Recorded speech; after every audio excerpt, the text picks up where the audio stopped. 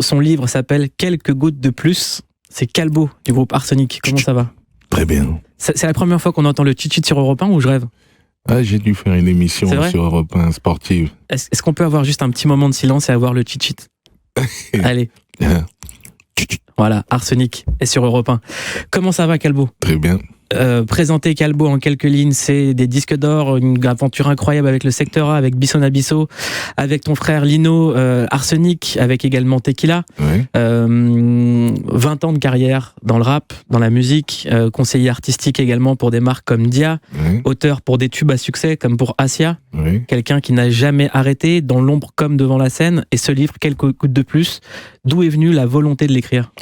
De rencontres, comme je le raconte dedans, c'est un peu c'est inattendu, c'est pas prévu, comme un peu toute notre carrière, le résumé de notre carrière. C'est-à-dire, j'avais rencontré Mystique, qui était donc un membre du Bisson Abisso, qui avait arrêté, lui, de rapper, et qui bossait avec des jeunes. Moi, entre tous ces albums, je me suis mis à écrire, à faire des cours d'écriture pour des jeunes dans les prisons, dans les maisons de correction.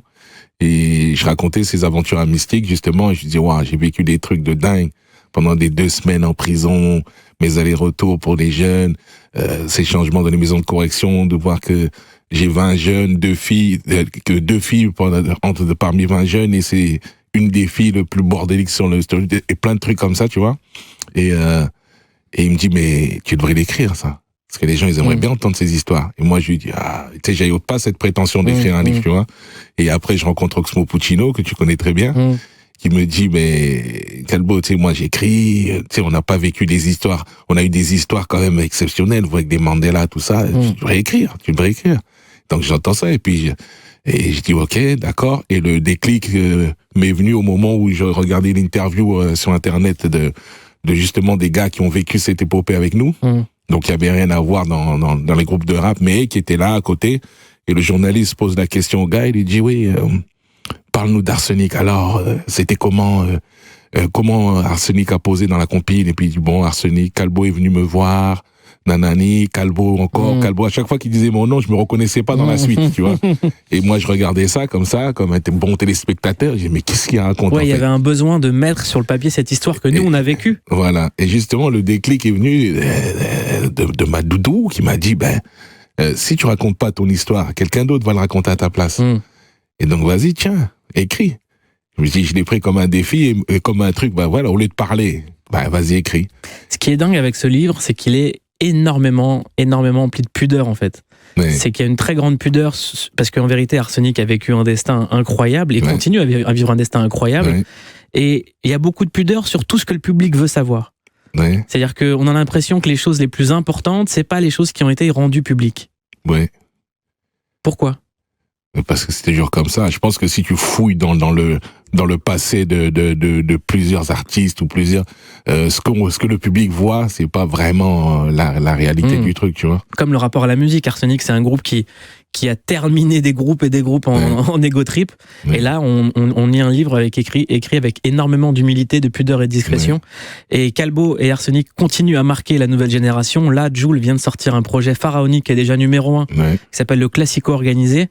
Et Calbo est présent avec son frère Lino et d'autres rappeurs comme SCH, Soprano, sur un morceau déjà cultissime qui s'appelle Légendaire. Calbo, quand on entend ce morceau, on a l'impression que c'est très facile pour Arsenic de se mélanger avec la nouvelle génération.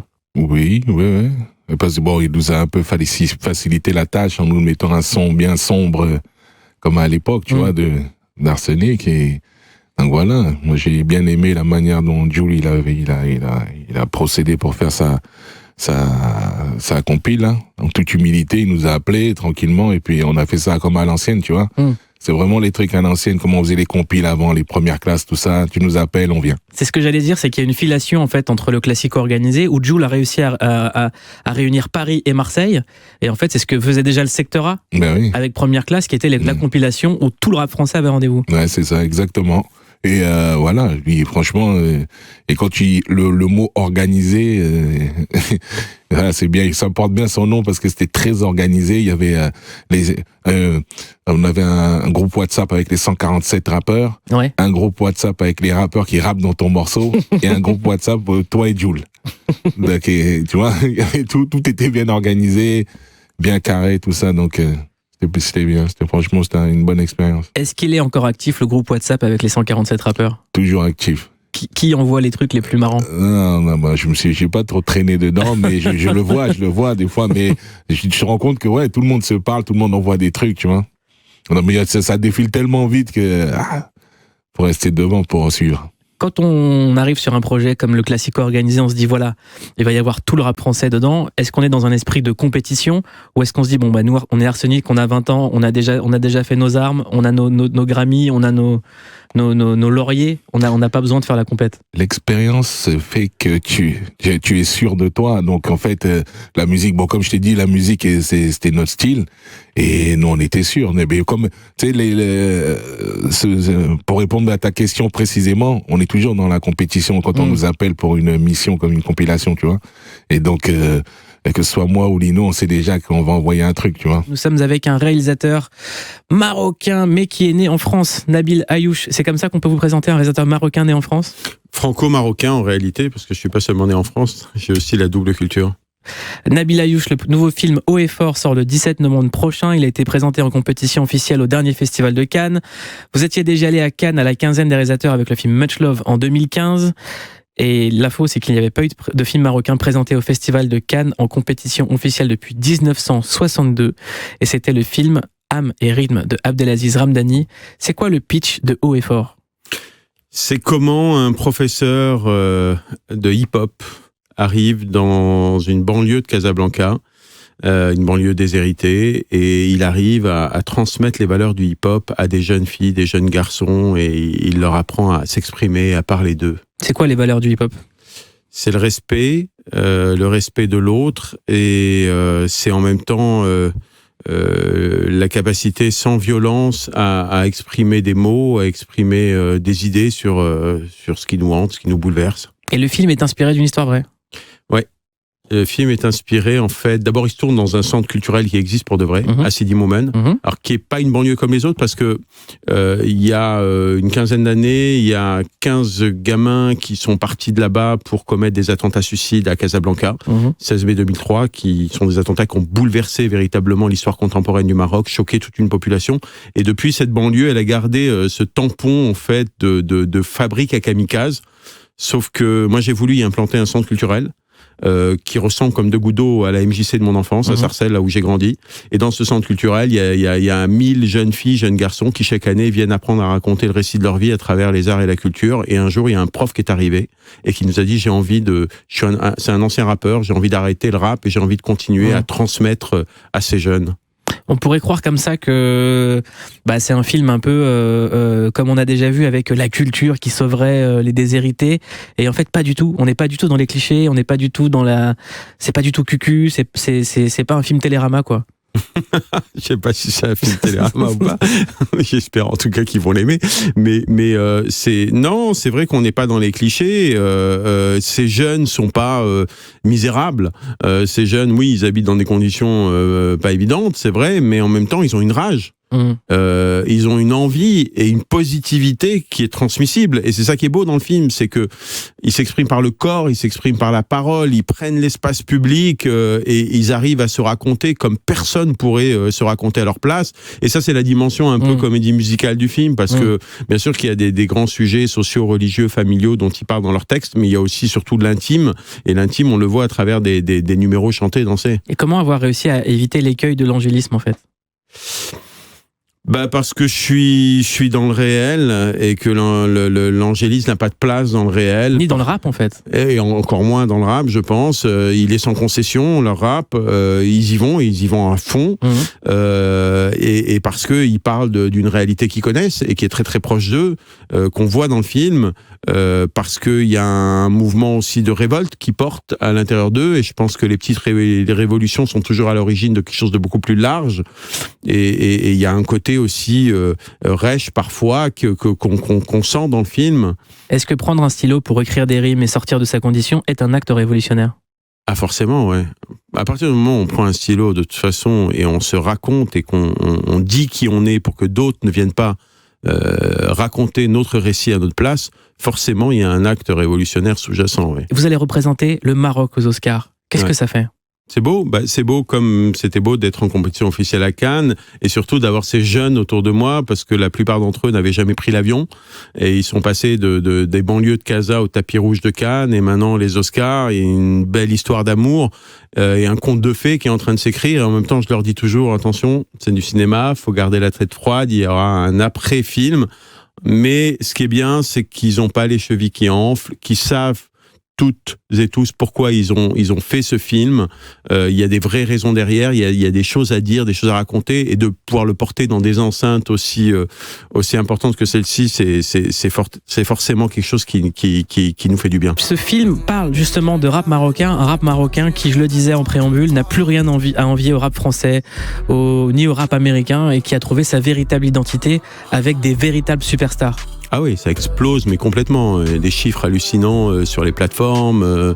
Il y a des rappeurs marocains comme El Grande Toto, comme Muslim, comme Moby Dick, Big. Enfin, il y en a plein qui sont des super mégastars qui traversent les frontières allègrement. Et puis il y a une jeune génération aussi qui arrive très haut, très fort là, qui pousse avec des textes extrêmement engagés. C'est beau, c'est super de voir ça.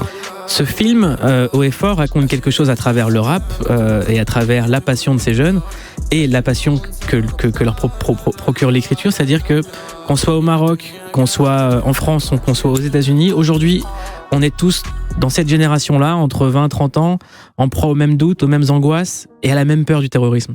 Ouais, c'est un film que j'ai tourné au Maroc, mais qui s'adresse pas uniquement à la jeunesse du Maroc, qui parle pas uniquement de la jeunesse du Maroc. C'est un film qui est beaucoup plus large que ça. Moi, je vous le disais, j'ai grandi en banlieue parisienne, à Sarcelles. J'ai tout appris dans cette MJC, là, le Forum des Cholettes. Ça correspondait d'ailleurs au début des années 80 aux tout premières arrivées du mouvement hip-hop des États-Unis. J'ai vu comment le rap a pu changer notre vie. J'ai vu comment nos potes s'en sont emparés, comment ils ont réussi à parler de notre vie. On va en parler dans un instant avec une superstar du rap français, Calbo D'Arsenic, qui va nous rejoindre. Donc bien sûr que ça dépasse de très très loin les frontières, c'est évident. Et ce qui est dingue, c'est justement, en ce moment, la France est dans ces histoires d'identité, de stigmatisation, et qu'on voit que c'est justement ces jeunes au Maroc ont les mêmes peurs, en fait. En tout cas, c'est pour eux, c'est un exutoire, le rap. C'est-à-dire qu'on le voit dans le film, il y a des discussions où ils sont là à évoquer le terrorisme, les attentats du 16 mai, comment ça a changé la vie de leur quartier, comment ça a changé leur propre vie à eux aussi, et comment ils ont réussi à pouvoir passer à autre chose. Grâce au rap, grâce au hip-hop, ils ont pu quelque part réorienter leur destin. J'ai décidé de vous réunir, Calbo et Nabil Ayouch, parce qu'il y a énormément de points communs entre vous. Ouais. Le tout premier, c'est ce département, le 95, Villiers-le-Bel pour Calbo, Sarcelles pour Nabil Ayouch, et que tous les deux, vous avez été des enfants des maisons de quartier, en fait. Ouais, c'est quand tu dis Villiers-le-Bel, Sarcelles, pour nous c'est la même ville en fait. C'est quand t'as grandi dans ce coin Villiers-le-Bel, Garges, Sarcelles, c'est les villes collées, et qui a grandi à Villiers a grandi à Sarcelles, quoi. Comment ça s'est passé cette découverte en fait avec ce qu'on voit plus trop aujourd'hui, ces maisons de culture en fait, qu'est-ce qu'elles pouvaient apporter? Elle pouvait carrément changer notre vie. C'est-à-dire que moi, j'ai vu la différence entre mes copains qui n'ont jamais fréquenté la MJC et moi, où est-ce qu'ils ont fini aujourd'hui, et puis le parcours qui a fait que je suis devenu réalisateur. T'avais des éducateurs sociaux qui faisaient un travail extraordinaire avec nous pour nous cadrer, pour en même temps ouvrir des fenêtres sur le monde, des espaces de liberté. Ça nous a transformés véritablement. On ne comprenait pas sur le moment même, mais bien des années plus tard, j'ai compris que si j'étais pas passé par là, j'aurais fini comme eux en prison ou mort. Et Nabil Ayouch, c'est un modèle que vous avez décidé de dupliquer au Maroc. Ouais, j'ai créé une fondation après mon deuxième long métrage qui s'appelle Alizawa, et je me suis dit que cette fondation, je vais quelque part rendre ce qu'on m'a donné quand j'étais gamin. Donc je vais créer des centres culturels dans les périphéries des grandes villes. J'ai commencé par Casa, Sidi Moumen, dans ce quartier dont je parlais tout à l'heure. Et puis ensuite j'en ai ouvert un deuxième à Tanger, puis à Fès, puis à Agadir. Et là, le mois prochain, on en ouvre un cinquième à Marrakech. Et dans chacun de ces centres, il y a entre 500 et 1000 jeunes filles, jeunes garçons qui viennent chaque mois, chaque jour, apprendre des arts et la culture et à se raconter. C'est beau, c'est une fierté en fait. Et autre fierté, c'est le parcours de Calbo D'Arsenic qu'on va vous raconter. Le livre Quelques gouttes de plus, c'est également ce travail-là qui est fait en fait. C'est un travail de transmission pour que les générations d'aujourd'hui comprennent en fait tout le chemin qui a été parcouru. Ouais. Et en plus, je me retrouve bien dans ce qu'il dit, puisque nous-mêmes, on n'avait rien prévu, et c'est un gars dans un centre culturel qui est arrivé, qui nous a fait ce voyage en Hongrie. À Budapest. Pourquoi on a fait du rap, c'est à l'époque justement le rap c'était pas l'art numéro 1 du hip-hop, il y avait le graphe, la danse qui était devant nous, le DJing, et nous on dit bon on fait du rap, et il nous a dit bah écoutez réunissez-vous, faites-moi un petit show et je vous emmène en Hongrie. C'est comme ça qu'on a commencé. Le premier concert c'est justement un mec dans une MJC qui nous a dit bah vas-y je vous emmène. Il nous a donné ce truc. L'organisation et cet élan et ce kiff du rap, quoi. Moi, ce que j'ai toujours voulu comprendre avec Arsenic, c'est pourquoi et comment cette technique est arrivée tout de suite. Est-ce que tu peux nous rappeler les tout premiers rimes qu'on a entendus d'Arsenic dans la compilation de Sarcelles, de DJ Desch? 3 macaques, takalaka, mon cerveau bouyaka, tiré à bouyaka, le beau bouyaka sur le maïka yaka. Comment on écrit ça? Mais parce que, quand on n'a jamais fait de rap. En plus, et le deuxième, c'était maléfice, rap, pyromane, style, frappe au style comme un scorpion, morpion, t'es déjà mort, fion, alerte, j'augmente mon scorpion, dans mon jeu, t'es mis en échec, je choque les bons chics et chaque MC qui suce aussi sec pour toucher l'échec. Donc, en fait, comment on écrit ça? C'est ça qui est dingue. C'était à l'époque, le rap, c'était pas ça. Non, c'était pas ça. Le rap était très scolaire, oui, je vais, lève les bras, venez, on y va. Mais c'est vrai qu'avec mon frère, on aimait manier les mots, on aimait déjà la langue française, déjà. Donc la lecture, tout ça, les dissertations, les machins. On avait cet amour de jouer avec les mots, et on s'est dit, bon, si quand on écrit, faut compliquer les trucs, on mettait des métaphores, des mots qui se ressemblent, cette suite, et c'est Kenzie qui avait remarqué ça tout de suite, à l'époque. Kenzie qui était le manager, gourou, producteur du Secteur A, qui avait quand même un rêve, qui était un rêve, c'était le vrai rêve français en fait, c'est-à-dire que voilà, des enfants issus de l'immigration fassent rayonner la France dans le monde avec un véritable aspect sur la francophonie. Ça a donné plus tard Trace TV qui devait être Secteur A TV, et le Secteur A fait rayonner la musique française dans le monde entier. Ça vous a emmené à rencontrer Nelson Mandela avec le Bissona Bisso. J'aimerais comprendre en fait comment est-ce que ce rêve est né dans le 95. C'était quoi vos conversations en fait? Mais en fait, si tu veux, Kenzie, quand on le rencontre déjà dans un hall à Sarcelles. Moi, j'ai toujours un hall qui puait la pisse avec des pitbulls qui couraient partout, les gars. Et le gars arrive quand même, il voit 2 petits gars de Villers-le-Bel, il dit bon, je vous ai écouté dans cette compile, et tout était carré dans sa tête en fait. Et il nous parlait pas de rêve, en fait. Il nous disait, voilà, ça va être comme ça, votre style, il est compliqué, le fameux 3 macaques takalaka. Il disait, c'est compliqué, cette manière de manier les mots. Il avait un business plan. Voilà. Dans 3 ans, bon, là, j'ai un groupe qui s'appelle Neg Marron, j'en ai un autre qui s'appelle, Ministère, j'en ai un autre qui s'appelle, il y a Gynéco avec nous, ils vont faire des albums. Vous allez faire des compilations, vous allez poser dans leurs morceaux à eux, qui vont sortir dans leurs albums. Dans 3 ans, les gens seront habitués à entendre votre style, et dans 3 ans, on sort un album, vous bousillez tout. Et ce qui est dingue, je sais pas si vous en souvenez, Nabil Ayouch, mais le Secteur A, c'était incontournable dans la musique, dans les vêtements avec Dia, qui était un de vos partenaires, dans le divertissement. Et quand on prend le modèle américain, on se dit qu'à l'époque, l'équivalent de Kenzie, c'était Puff Daddy. C'était des gens comme ça qui avaient une vision à 360. C'était les gens de chez Def Jam. Et aujourd'hui, ces gens-là contrôlent encore l'industrie. Et aujourd'hui, on est en 2021. En France, le hip-hop n'a jamais été aussi présent. Pourquoi est-ce que c'est pas Kenzie qui contrôle cette industrie? Pourquoi est-ce que les clés, elles sont pas à vous? Ça, faut lui poser la question à lui. Il continue quelques trucs, mais tu vois, à l'époque, je pense, maintenant, comme je raconte ce livre de mes yeux à moi, tu vois, moi, je pense que ça nous est tombé dessus, mais c'était vraiment balèze, quoi. Franchement, ce qu'on a vécu après, avec le recul, tu te rends compte que, c'était énorme, en vrai. Et est-ce qu'il a pu gérer ce monstre qu'on a créé, tu vois, c'était facile de le dire, mais après le vivre aussi c'était facile, mais après quand ça tombe de partout, dès qu'on était estampillé Secteur A, disque d'or tout de suite, bam, donc, mais ce que je veux dire par là, c'est ce qu'il y a en plein fond de verre en fait pour l'entrepreneur en France. Moi, je pense que oui. Pour le black entrepreneur, oui, je pense. Après, moi, aujourd'hui, le Calbo d'aujourd'hui, il te dira non.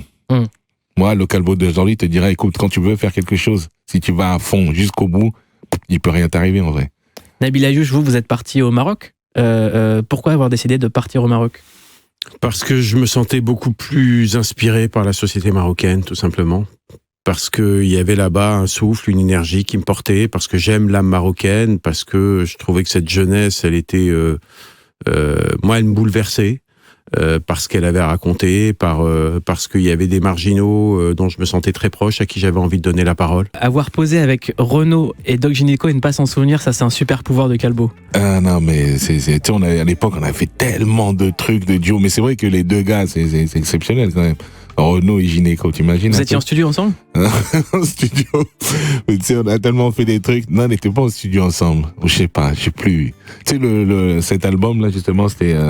Les liaisons dangereuses. Liaisons dangereuses, ça a duré, je sais pas, 1 an au moins pour le faire. On était là en studio, on a eu des studios toute la journée, toute la nuit. Et c'était une association incroyable entre Doc Gynéco et les Rita Mitsuko. Ouais. Entre Fred Chichin et Gynéco. Ouais. Qui passaient leur vie ensemble, en fait. Un truc de fou. À l'époque, des mélanges de fou. Nous sommes toujours avec également Nabil Ayouch. Le film sort le 17 novembre. Ça s'appelle Haut et Fort et ça ira représenter le Maroc aux Oscars. Avant de nous quitter, on vous a demandé un petit exercice. C'était un texte que vous aimeriez lire. Qu'est-ce que vous avez choisi? Le Cancre de Jacques Prévert. Pourquoi? Parce que c'est un texte que j'ai appris quand j'étais à l'école Albert Camus en primaire, qui m'a ému par sa manière de parler de la naïveté, de parler de l'inconscience, de parler de la méchanceté du monde du point de vue d'un enfant. Et en même temps, il est quelque part aussi protégé et il prend de la force de cette naïveté et de cette inconscience. Eh ben, on écoute Le Cancre par Nabil Ayouch. Il dit non avec la tête, mais il dit oui avec le cœur. Il dit oui à ce qu'il aime, il dit non au professeur. Il est debout, on le questionne, et tous les problèmes sont posés. Soudain, le fou rire le prend et il efface tout. Les chiffres et les mots, les dates et les noms, les phrases et les pièges. Et malgré les menaces du maître, sous les huées des enfants prodiges, avec les craies de toutes les couleurs, sur le tableau noir du malheur, il dessine le visage du bonheur. Est-ce que le rap prend encore position aujourd'hui? Non, plus trop. En fait, ce rap-là qu'ils ont envie de diffuser, justement, c'est un rap qui ne prend pas position, dans le sens où je pense que c'est fait exprès. Moi, personnellement, je me dis, pour avoir entendu un programmateur télé, radio parler, il disait, ouais, nous maintenant, on est là pour divertir. On n'est pas là pour élever les consciences. Après, pour me faire l'avocat du diable, ils sont pas derrière le micro, et il n'y a pas beaucoup de rap non plus qui prend position. Oui, mais pas à partir du moment où tu fais jouer une certaine direction, un certain style de rap, bah les gars ils s'infiltrent dedans. Mais bon encore, tu vois, par exemple quand j'entends des morceaux aujourd'hui, mais on n'aurait même pas dit le quart de ça, on passait jamais à la radio. Comme quoi par exemple? À l'époque. Ben, on n'aurait pas montré de la drogue, des calages, des trucs, des machins, des salopes, des machins, des insultes non-stop dans les phrases. Ben, à l'époque, t'étais censuré. Tu penses que ça profite à certaines personnes de glorifier cette image-là? Bah, sûrement. Si on veut pas se mentir, si on veut pas se mentir, ça participe à, je sais pas, tu sais, le rap a toujours été un reflet de la société pour nous, tu vois. On l'a toujours vécu comme ça, et aujourd'hui, la société aujourd'hui, elle est plus nombriliste, elle est plus, tu vois, quand tu regardes la télé-réalité, quand tu regardes les films aujourd'hui, ils sont plus gore, sont plus les machins, même les jeux, les enfants dans leur téléphone, donc le bordel qu'il y a dedans, sexe, drogue, et ben voilà, donc faut pas s'étonner que les morceaux ressemblent à ça, parce que le rap ressemble à la société. Et aujourd'hui, un groupe comme Arsenic, est-ce que c'est dans cette espèce de moment un peu crispé, un peu étrange, est-ce que c'est pas justement le moment de revenir? Eh ben oui, tu as totalement raison, et c'est pour ça que justement ce livre m'a donné cette envie, parce que dans le livre je parle de certains morceaux que j'avais écrits à l'époque déjà, et je le ressors justement dans un EP là, et en écoutant ces morceaux justement du EP que j'avais déjà écrit à l'époque, et je me suis dit mais en fait oui, mais ça, comme tu as dit, c'est de notre faute aussi. C'est de notre faute à nous de pas avoir envoyé ces morceaux, de les avoir gardés pour nous. Mais autant les jeunes peuvent écouter leur musique, comme nous on écoutait notre musique à l'époque, mais tu peux avoir aussi, faut livrer aussi ces musiques qui sont plus conscientes et plus, tu vois. Comment ça se passe d'être papa rappeur? Mais ça va. Ouais. Donc comme tu sais, mon fils, un jour je marchais avec mon fils dans la rue et puis il me regarde comme ça Et il me dit, franchement, papa, non, je kiffe quand même d'avoir un père comme toi. Ça m'a fait plaisir. Tu vois, parce que ton fils, c'est ton premier fan. C'est mon premier fan. Je lui envoie mes morceaux déjà depuis longtemps. Et je le disais tout à l'heure, c'est lui qui m'a inspiré justement de faire le EP qui va avec le livre. Parce qu'en fait, à chaque fois que je faisais un morceau, je l'envoyais à mon fils. Et il avait dans son ordinateur, son disque dur, il avait tous mes morceaux, une vingtaine de morceaux. Il m'a dit, mais papa, j'ai plein de morceaux à toi dans l'ordinateur. Sors-les. Je dis, bah vas-y, c'est l'occasion. J'ai fait un livre et j'envoie le. Il a quel âge maintenant? 20 ans aujourd'hui. Et qu'est-ce qu'il fait? École de médecine. Donc c'est le petit qui justement dans le clip Regarde le monde. Et école de médecine aujourd'hui. Et même dans le EP, je fais un Regarde le monde 2 qui s'appelle aussi Regarde le monde. Et là, je parle à un adolescent maintenant. Je parle à mon fils qui a 20 ans. Est-ce que lorsqu'on regarde le trajet de Villiers-le-Bel à aujourd'hui, papa, enfant, fils de 20 ans en école de médecine, qu'est-ce qu'on se dit en fait? On a dit quand même quoi. C'est quoi la plus grande réussite dans tout ce parcours? Est-ce que c'est ça? C'est ça. Comme tu dis, tu te rends compte que même le jour où il a eu son bac et j'étais comme un fou, tu te dis ouais, t'as quand même réussi un truc quand même. Quand tu vois tes enfants avec tous les jeunes qu'on côtoie qui partent en couille, tu vois, et quand t'as tes enfants à toi qui s'en sortent comme ça, qui est bien, tu dis ah, quand même j'ai réussi un bon truc quand même. Et à ton avis, elle tient à quoi la différence entre un enfant qui reste dans le droit chemin et quelqu'un qui s'écarte? Faut pas se mentir, c'est les parents. Le premier pour moi, c'est les parents. C'est-à-dire que mon fils, il a un père comme moi. Donc un père qui est très cool, mais qui est strict dans le respect, qui a toujours inculqué le respect et les valeurs de moi, je dis toujours ouais, tes conneries, je les ai faites. Maintenant, tu peux te poser. Et aussi, moi, on était 50, on traînait à 50 dans le quartier. 49 à la gauche, moi j'allais à droite. Et personne n'avait rien à dire. J'ai traîné qu'avec des fumeurs et des buveurs. J'ai jamais fumé, jamais bu. Et justement, ça a été quoi la force de caractère pour jamais tomber là-dedans, dans les faits de groupe? Ben c'est parce que moi je disais à mon fils, moi je suis un berger, je suis pas un mouton. Et donc il a grandi avec ça, je le répétais tout le temps, et je lui disais tout le temps aussi, fils, si t'as quoi que ce soit comme problème, il y a un truc où t'as fait, et même si t'es en tort, dis-le moi, que personne vienne me le dire à ta place. Et il a grandi avec ça dans sa tête, et on a eu et même je me rappelle, avec sa mère je me suis séparé, mais on a toujours eu des bons rapports, et des fois sa mère voulait l'engueuler, je vais le dire à ton père. Il dit ouais mais papa il sait déjà. Comment ça il sait? Ouais, je lui ai dit à chaque fois que je lui ai dit qu'il était tort ou raison, dis-le moi. C'était quoi le truc le plus dur à prendre de la bouche de son fils? Non mais moi, la connerie où là tu t'es dit oh là là, qu'est-ce qu'on va faire? Franchement non, c'est sa mère qui s'occupe des sanctions. Moi j'étais plus le père cool, c'est voilà, tu vois, je lui inculque les bonnes choses parce que tu vois, nous on a grandi dans les familles africaines où je me souviens pas avoir fait un bisou à mon père ou l'avoir pris autour dans mes bras, tout ça. Aujourd'hui je le fais un peu plus avec ma mère, avec maintenant l'expérience, tout ça, et lui j'ai fait tout le contraire en fait. Tout le contraire. Et avec ton frère Lino, est-ce que vous avez un rapport chaleureux ou c'est que des non-dits? Avec mon frère? Non, mais je crois qu'il y a une pudeur. Ça, c'est justement, nous, on est des fils de cette génération élevés par des pères de leur génération. Et on a peut-être des petites pudeurs, mais moi, je le raconte dans le livre, la facilité avec Lino, c'est que c'est mon frère. Et nous, on a aussi ce truc de Bantou, je suis son grand frère. Et donc, des fois, bien sûr, on a chacun son caractère. Et on a eu des moments où on s'est pris le bec peut-être, mais pas jamais dans la violence ou quoi que ce soit. Et après, faut trancher. Et puis, il y a toujours du respect, tu vois. Et du respect. Et puis, moi, je kiffe. Voilà, mon frère, c'est mon frère. Chez nous, c'est ma vie, quoi. Beaucoup disent Lino est un des plus grands rappeurs de l'histoire du rap français, une des plus belles plumes. Quand on est le grand frère de Lino et qu'on voit ce génie évoluer dans la maison, comment est-ce qu'on arrive à tempérer ça? Comment est-ce qu'on arrive à gérer ça? Non, on le gère pas, on le laisse aller. Justement, moi, je kiffe que les gens disent que mon frère et c'est vrai, parce que quelque chose que les gens n'ont peut-être pas vu, mais c'est que le mec il taffe comme un fou. C'est-à-dire Lino, c'est même abusé. C'est-à-dire que Lino dans non, il n'y a jamais rien au hasard chez Lino. Ah oui, c'est même, moi j'ai vu Lino laisser des morceaux qui étaient magnifiques, mais parce qu'il sentait que non, là j'aime plus, c'est pas le moment, il a laissé tomber. Mais Lino, c'est quelqu'un qui est très très très très Il n'y a pas de hasard, comme tu dis, il lit beaucoup, et voilà, donc toutes ces phrases, ces métaphores, ces trucs, c'est que Lino, c'est un bosseur de malade. Ce morceau Affaire de famille avec Doc Gynéco, à l'époque, c'était un des premiers clashs dans le rap français. Ouais. C'était Doc Gynéco qui clashait Joey Starr. Non, pourquoi? À quel moment? Et Joey, ferme ta gueule. Mais non, tu vois ça, cette phrase-là, c'est un truc de ouf, hein. C'est quoi alors? C'est-à-dire que cette phrase, elle a traversé l'époque comme ça, tout le monde croyait Joey, ferme ta gueule. Déjà, c'est moi qui le dis déjà. Ouais. C'est pas Gynéco. Et moi, je dis, ferme ta, je dis idiot et ferme ta gueule. Idiot et ferme ta gueule. Ferme ta gueule.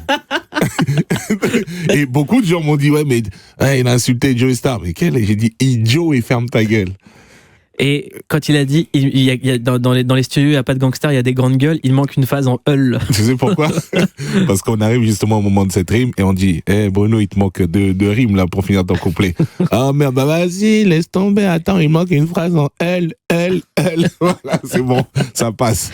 La relation avec Doc Gynéco, c'est quelqu'un qui était tout le temps avec vous à l'époque. Ouais. Et justement, à propos d'affaires de famille, je sais que le linge sale se lave en famille. Ouais. Et il y a un moment compliqué pour Doc Gynéco, où il y avait des dissensions à l'époque où il avait rejoint Nicolas Sarkozy. Ouais. Comment ça s'est réglé aujourd'hui? Est-ce que vous êtes toujours amis? Toujours, parce que c'est un frère. Donc en fait, c'est comme tu dis, nous on a vécu tellement de trucs, c'est un peu les trucs de fraternité, c'est-à-dire demain ton frère c'est un assassin, c'est toujours ton frère. Oui, mais sauf que là il a tué personne. Ouais, donc ça change pas, c'est toujours moi, pour moi Bruno c'est toujours Bruno, à chaque fois qu'on se voit c'est toujours la même chose. Et quand vous avez vu qu'il avait des moments un peu plus compliqués, vous étiez là? Comment ça se passe en fait? Parce que c'est quelqu'un qui avait rien, qui a tout eu d'un coup et qui a tout reperdu. Ouais. En fait, tu vois, mais le problème aussi, c'est que on était tous un peu dans ce bateau des jeunes sortis du bâtiment, autant nous du 6e chaudron que Bruno de sa tour de la Porte de la Chapelle. Et on tombe, comme tu t'es dit, ça nous est tombé dessus comme ça. On avait 20 et quelques ans, et on passe du bâtiment à boom, star du hip-hop. Et lui encore plus que nous, 1 million d'albums vendus, c'était carrément la première consultation. Donc lui, et va gérer ça, tu vois, dans ce monde, dans ce milieu. Donc lui-même devait gérer ces trucs, nous on devait gérer aussi de notre côté. Donc laisse tomber. C'est aujourd'hui, là je t'en parle posé dans le livre, ma petite thérapie. Mais sinon à l'époque, on était pris dans le feu, dans le tourbillon. De la starification. Et il y a eu ce moment qui paraît, c'est normal à l'époque, quand on a la vingtaine, c'était de rencontrer Nelson Mandela. Ouais. Et j'ai l'impression qu'il t'a fallu 15 ans pour comprendre la portée de ce moment-là. Mais grave, mais même quand ça nous est arrivé, l'histoire elle est tellement belle, elle est. Alors c'est quoi l'histoire? L'histoire c'est tu vois, on part. Si je le fais vite, on arrive déjà en Afrique du Sud, on nous dit vous allez au Howard africain. Déjà quand on fait l'album de Bissot, on espère rien, tu vois, on fait un morceau pour répondre aux guerres au pays, tu vois, il y a des guerres au pays, nous, on est Congolais, on se retrouve, Bissot, entre nous, on va faire un morceau pour qu'il y ait une résonance au pays, on est tous d'ethnies différentes, mais tous Congolais, donc, comme au pays, c'est des guerres ethniques, bon, peut-être que ça va toucher les gens, tu sais, et il y aura un petit changement, voilà, c'est notre rapport, en tant que rappeur, en France. Et, de là, on part sur un album. Ouais, encore une fois, c'était pas prévu, mais allez, faites un album parce que c'est original, musique africaine, rap, ça s'est jamais fait. On le fait, on atterrit, on arrive en Afrique du Sud, on dit il y a les awards africains, vous êtes nominés là-bas, on descend en Afrique du Sud, cool. L'Afrique du Sud, c'est quoi? Le pays de Mandela, l'apartheid aussi, mais là il est libéré, donc tu sais, c'était tout frais encore, il venait d'être libéré il y a pas très longtemps, et faut savoir que pour un Africain, l'Afrique du Sud, c'est presque tu calcules pas. Tu parles de Côte d'Ivoire, de Sénégal, de Congo, de je vais là-bas, mais jamais tu te dis je vais en Afrique du Sud à l'époque. Aujourd'hui, c'est un peu plus. Mais à l'époque, c'était comme ça à cause de l'apartheid, tout ça. Et donc on arrive là-bas, on nous dit vous allez à Sun City, on regarde un peu sur internet, Sun City, le petit Las Vegas, tout ça, et on arrive sans prétention aucune que de chanter le morceau Bissot na Bissot au Kora, donc c'est les Energy Awards africains. Arrivé là-bas, on fait notre répétition sur la scène, 4 passes à gauche, 4 passes à droite. Et donc les 4 qui passent à gauche, au moment où on dit c'est à vous Bissot na Bissot de chanter. On dit ok, on monte sur scène, 4 passes à droite, 4 passes à gauche. Et ceux qui passent à droite, les 4 dont moi, on ouvre la porte en passant par les loges pour rejoindre la scène, boum, on tombe nez à nez avec Mandela qui est arrivé à sa table. On dit merde. Et lui, il était en mode, tout le monde sortait des loges, il serrait les mains à tout le monde, la Sarkozy style. Et au moment où les gardes du corps nous disent mettez-vous contre le mur pour qu'il puisse sortir, Mandela il enchaîne sur nous, il finit avec nous, il nous serre la main, tac, et il s'en va à sa table. Et nous on est là bloqués, là, on regarde notre main, on dit waouh, incroyable. Et au moment où on arrive sur scène, tac, on fait le morceau, les gens nous disent on retourne à notre table après le morceau Bisson, on dit les gars, on a serré la main Mandela. Et on a dit mais non, vous mentez, c'est pas possible, je te jure, on a serré la main Mandela. Et là, on voit, quand on raconte cette histoire, on regarde la seule fille du groupe, Mpassi, elle est touchée. Elle faisait partie des 4 qui étaient passés de l'autre côté. Elle dit, oh merde, elle était touchée. Et du coup, bon, la soirée se passe. Bon, Mandela, il est dans sa table, c'est la table principale de la soirée, devant la scène. La soirée se passe, elle est dégoûtée. Ok, salut, nous, on a serré la main Mandela, on est heureux, on va plus se laver les mains, on va rentrer à Paris comme ça. Boum! Arrive le moment de la remise des prix on avait déjà eu le prix du meilleur groupe africain. Déjà, c'était un truc extraordinaire. Et là arrive le moment du meilleur clip vidéo de l'année. Boom. The winner is Bisson Abisso. Bah. Et là, la chanteuse Mpassi dit, bougez pas, je vais aller chercher le prix toute seule. Elle dit, ok, vas-y, va chercher le prix toute seule. Et quand elle va, elle avait son idée derrière la tête, tu vois, déjà. Donc elle dit, c'est ma chance ou jamais. Donc elle arrive au moment, elle fait son petit discours rapide, elle dit je pourrais avoir une requête s'il vous plaît. Je dis oui. Et donc le traducteur est là, le présentateur. Elle dit mon groupe et moi nous aimerions serrer la main de Nelson Mandela. Est-ce que c'est possible? Et là on traduit à Nelson Mandela qui est en face et il dit venez. Et là c'est là on vient nous chercher officiellement à notre table, d'où la photo qui est un peu sur YouTube. Et là on serre la main Mandela. Mais l'ironie du truc, c'est que dans le livre, moi je raconte ça, ce que je viens de te raconter. Mais quand j'ai vérifié sur Internet, c'est pour ça que ce livre, c'est vraiment la vraie version. La vraie version de mes yeux à moi. Ouais. Parce que quelqu'un à côté de toi peut avoir vécu la même chose que toi, mais c'est pas la même version. Et donc, quand j'ai vérifié la version sur YouTube après avoir écrit mon livre, j'ai vérifié la scène. Effectivement, Mpassi, elle est venue, elle a pris le prix, elle a dit, est-ce que serait possible que moi, je serre la main Mandela. Elle voulait se faire un kiff perso. Toute seule, elle n'a pas dit tout le monde. Elle a dit, moi, serait-il possible que je serre la main Nelson Mandela? Et ouais, donc, et franchement, le gars, c'est, waouh, quand tu le vois sur sa table, il y a eu Michael Jackson, je me rappelle. Mais c'est le mec, c'est... C'est-à-dire que vous n'avez pas calculé Michael Jackson? Ah ouais, presque il s'est poussé, pousse-toi. Là, il y a Nelson, une aura de fou. Pour nous, c'était un gymnase, c'était une rouille. Et là, il est là devant nous, le Nelson qu'on apprenait dans les livres d'histoire, tu vois. On embrasse tous les Nelson qui nous écoutent, même Nelson Montfort. On sait que tu nous aimes bien. Quand on lit ce livre, quelques gouttes de plus, au moment où il y a un film qui sort sur NTM, où il y a beaucoup de gens qui veulent un film autour de la mafia avec un free, on se dit quand même, l'histoire de Secteur A a quand même sa place. Ah, mais de fou. Et plusieurs personnes nous ont parlé de ça pour de faire ce film Secteur A. On attend encore. Il y avait même des gars qui étaient tout prêts. Donc je sais qu'à un moment, Passy était autour de ça. Ouais. Beaucoup de gens. Moi, j'en ai beaucoup entendu parler. Mais personne s'est lancé. Et aujourd'hui, tu vois, moi, le fait d'avoir fait un livre, justement, c'est les idées, j'ai juste envie de faire. Aujourd'hui, venez, on fait. Arrêtez de me parler de projets, arrêtez des réunions. Venez, qui veut faire, venez, on fait. Et Lino? C'est la même chose. Là, il y a une écriture ultra cinématographique. Là, et puis c'est son kiff aussi, tu vois, c'est son kiff. Et là, il est en studio, il finit son album solo. Mais je sais que la suite de sa carrière, Lino, c'est ça, c'est le cinéma. Parce qu'il adore le cinéma. On adore le cinéma, on a grandi avec. On a toujours été un peu cinéphile. C'est pas paradoxal de dire qu'à l'époque, le rap, c'était des gens qui rappaient? Parce que ça rappe plus. Mais là, tu vois, la compile de Jul. Le classique organisé. Ouais, ça a rappé quand même. Ouais. Il y a certains morceaux, ça a rappé sérieusement. Et c'est ça, en fait, nous, on l'a toujours dit, c'est cyclique, hein. Donc, on s'est toujours dit que ce rap-là reviendra, parce que ce rap, voilà, c'est la naissance du truc, c'est du rap. Moi, souvent, quand on me disait, ouais, mais les rappeurs. Après, mon fils m'a réconcilié justement avec ce mot en disant, parce que tu vois, dans l'album de Lino, son solo Requiem, on a fait un morceau dedans, Arsenic, qui s'appelle Ne m'appelle plus rappeur, justement. Parce que pour nous, on se disait, bon, si chanter dans un vocaux, si t'appelles ça du rap, alors ne m'appelle plus rappeur. Moi, je suis plus un rappeur. Et après, un jour, j'ai discuté avec mon fils qui m'a dit, mais papa, ça c'est notre rap à nous. Ah ok, si tu le prends comme ça, ok, c'est votre rap à vous, alors. Et après, justement, ça passait un peu plus comme ça. Et voilà, et on s'est toujours dit, ouais, même en discutant avec Lino, on s'est dit, c'est cyclique, ça va revenir, ce rap. Parce que voilà, ça peut pas mourir. Du vrai rap, le rap, c'est un exercice de style quand même. Et donc, soit tu rappes, soit tu chantes. Mais tu peux pas faire les deux. Est-ce qu'il y a des rappeurs qui rappent qui t'impressionnent aujourd'hui? Oui. Moi, par exemple, un Fianso, je kiffe.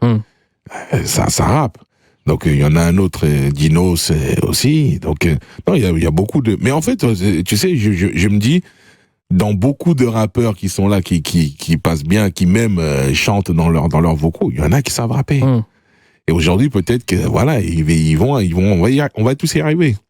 Là, on parle de rap, mais Calbo, c'est également l'auteur de tubes. Oui. Comme Elle est à toi de Assia. Ouais. Quoi d'autre? Et là-bas aussi, d'Assia. Ouais. Elle est à toi là-bas. Et puis là, j'écris pour deux petits jeunes haïtiens, Dro et Droyani. Il y a Nestlé qui a sorti un dernier titre là de Zouk même donc j'ai écrit aussi une partie dedans. Donc voilà, j'aime bien m'amuser. Cet exercice, pour moi, c'est plus facile d'écrire pour les gens que d'écrire pour moi. Le prochain album d'Arsenic, il est teasé depuis maintenant plus de 15 ans. C'est le teaser le plus long de la musique. Est-ce qu'on doit encore l'attendre? Est-ce qu'on doit attendre un solo de Calbo, un solo de Lino? Est-ce qu'on doit... Déjà, il y a un solo de Lino qui arrive. Il y a mon EP qui arrive. Tu sais, mon EP, pourquoi EP? Parce que bon, c'est un format d'aujourd'hui, tu vois, 8 titres. Mais j'ai une vingtaine de titres qui sont prêts déjà. Et donc, je vais le balancer à coup de EP, 8 titres. Je disais que je voulais pas faire de solo parce que c'était un exercice. Tu sais, même Lino, je pense que quand tu lui poses la question, il s'est jamais considéré comme un rappeur solo. Il se dit, ouais, je fais des solos, mais je suis pas un rappeur solo. Parce qu'on aime se retrouver tous sur scène, kiffer, voilà, on a Arsenic, quoi qu'il arrive. Et c'est comme là, moi, j'ai fait des solos pour m'amuser, mais profond, tout ça, et puis voilà, je vais les envoyer, mais on sera toujours Arsenic. Le livre s'appelle Quelques gouttes de plus, écrit par Calbo aux éditions Mindset. Akhenaton a fait la préface de ce livre. Ouais. Pourquoi l'avoir choisi lui? Pourquoi pas? Non, en fait, si tu veux, c'est un ami. On s'est devenu un ami avec les années. Et Akash, parce qu'en fait, c'était bon, déjà, je rigole bien avec lui. On se parle souvent. À chaque fois qu'il fait des trucs avec Aya, même là aujourd'hui, il m'envoie des sons.